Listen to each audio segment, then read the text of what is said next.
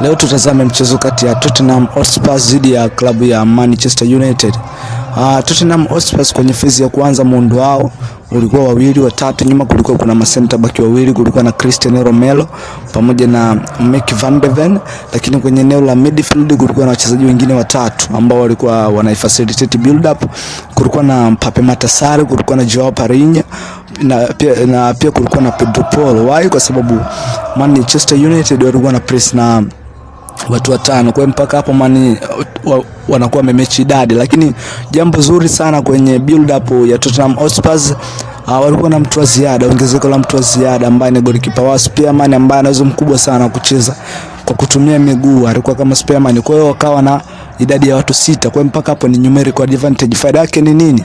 Faida yake alikuwa anasaidia kupiga mipira mirefu. Hayo kwa sababu Manchester United namna ambavyo walikuwa na press, walikuwa wanafanya man to man pressing, ama pressing ambayo inahusisha mtu na mtu, man oriented pressing, lengo likiwa kwa nyima utulivu zaidi Tottenham Hotspur kujenga mashambulizi kwenye phase ya kwanza. Kwa hiyo uwepo wa Vicario goalkeeper wao alikuwa anasaidia kupiga mipira mirefu, long range pass, mipira ambayo inasaidia kuvunja defensive block ya Manio. Lakini ukiangalia majukumu ya wachezaji ambao wapo kwenye build up kwenye phase ya kwanza, tukianza na Joao Parinha kwanza ni pasa mzuri, anazo mkubwa sana kupiga pasi ambazo zina usahihi. Lakini mchezaji mwingine sifa yake nyingine ni anaweza mkubwa sana kuweka balance ya kiulinzi kwenye eneo la midfield, ama kuprotect vizuri eneo la ulinzi zaidi, anahusika zaidi na rest defense. Lakini mchezaji mwingine ni Pape Matasare, kwanza ni pasa mzuri kutoka kwenye eneo la midfield. Lakini jambo la pili, anazo mkubwa sana wa kuaffect mabox yote mawili, ni aina ya kiungo ambaye ni box to box midfield, anaweza kuaffect box la timu pinzani wanapokuwa na mpira, lakini vile vile anaweza kuaffect box la timu yake pindi ambapo wanapokuwa wanazuia. Lakini sifa yake ya tatu, anazo mkubwa sana wa kuzishambulia channels. Lakini 4, anazo mkubwa sana wa operate kwenye pocket ama katikati ya mistari, between the lines. Lakini jambo lingine, pindi ambapo Tottenham wanaposhambulia mara nyingi walikuwa wanapendelea kutengeneza overloads maeneo ya pembeni, ama wanatengeneza partnership combination za kiuchezaji ili waweze kupenetrate kiurahisi zaidi. Mfano upande ambao alikuwa anacheza Pedro Porro, Johnson pamoja na Xavi Simons ambaye ni mzuri sana, ambaye anazo mkubwa sana wa operate kwenye eneo la juu la pocket ama top.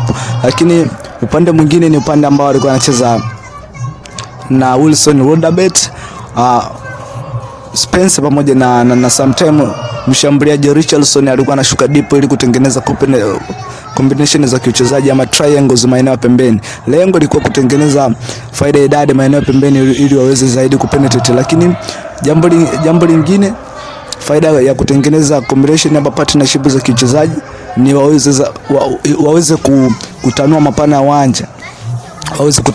uwanja, zaidi ili kwa attract walinzi wa Man U.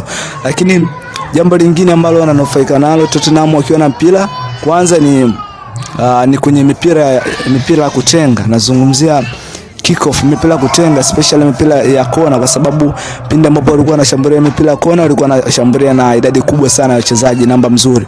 Moja, kwanza walikuwa wanapata faida zifuatazo. Moja, walikuwa wana attract walinzi wa Man U. Lakini pili, walikuwa wananufaika na second balls ama mipira ya pili. Lakini tatu, walikuwa wananufaika na kushinda mipambano ama duels.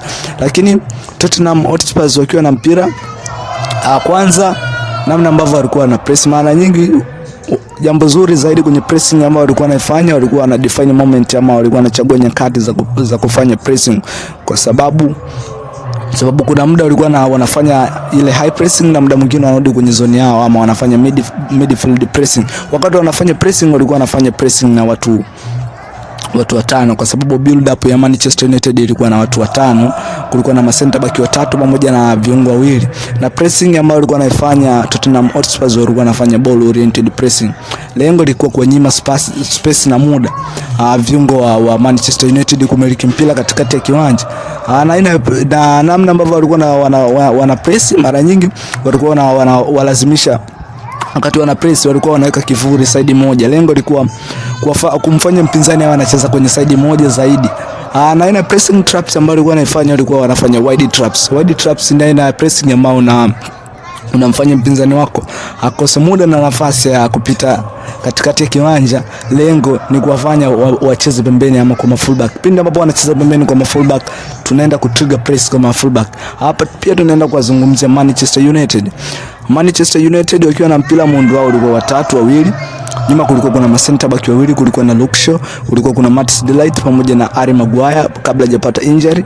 Lakini kwenye eneo la midfield kulikuwa na Casemiro ambaye anazo mkubwa sana kwa balance kwenye eneo la midfield, na vile vile kulikuwa na Mazorawi. Ukiangalia namna ambavyo walikuwa wanacheza Manchester United, kwanza ni namna ambavyo walikuwa wanaweza kuexploit pressure ambayo ilikuwa inawekwa na Tottenham Hotspur. Why? Kwa sababu mara nyingi walikuwa wanapenda kutumia maeneo pembeni, na njia ambayo walikuwa mara nyingi walikuwa wanapenda kutumia kutengeneza overloads maeneo ama kutengeneza combination za kiuchezaji wa maeneo pembeni. Lengo lilikuwa kutengeneza triangles ambazo zitawafanya waweze kupenetrate kiurahisi ama kuexploit pressure ambayo ilikuwa inawekwa na Tottenham Hotspur. Lakini Manchester United bila mpira walikuwa na press na watu watano, kwa sababu build up ya Tottenham Hotspur ilikuwa na watu watano. Kulikuwa kuna center back wawili pamoja na viungo watatu, na aina ya pressing ambayo walikuwa wanafanya man to man pressing, man oriented pressing ambayo inahusisha mtu na mtu mmoja ambaye alikuwa anamwacha ni Vicario. Lengo ilikuwa ni kuwafanya Tottenham wawe na option moja tu ya kupiga mipira mirefu ama long balls, kwa sababu Vicario ana uwezo wa kupiga ile mipira mirefu. Ana aina pressing traps ambayo walikuwa wanaifanya Manchester United, walikuwa wanafanya wide traps na aina pressing ambayo unamlazimisha mpinzani wako akose muda na nafasi ya kumiliki mpira katikati ya kiwanja. Lengo ni kuwafanya wacheze maeneo pembeni ama wacheze kwa